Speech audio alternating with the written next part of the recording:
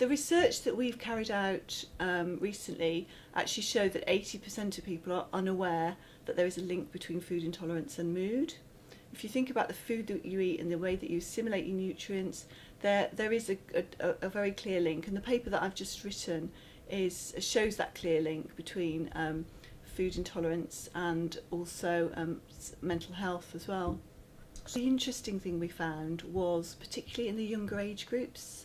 So in the 18 to 24-year-old men, we found that about a quarter of them were actually nervous about going to see the doctor, which was quite surprised us really.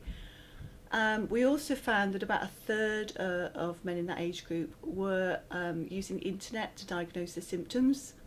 We always encourage somebody who has symptoms of food intolerance and food allergies to go and see their doctor. It's really important before they would embark on a test.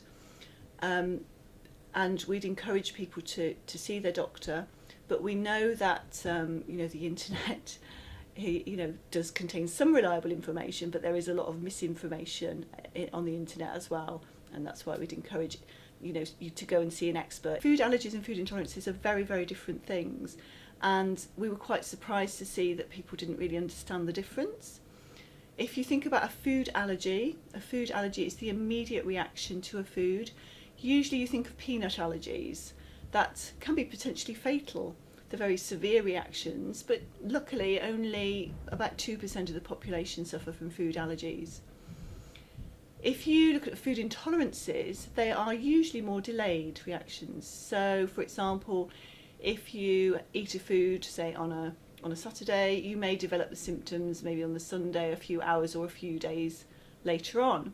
Food intolerances tend to be reactions to a number of different foods. At York Test we find that reactions are on average to 4 or 5 different foods for those who have food intolerances. So the pattern of foods, which is different for everybody, is often very, very hard to actually work out without doing a test.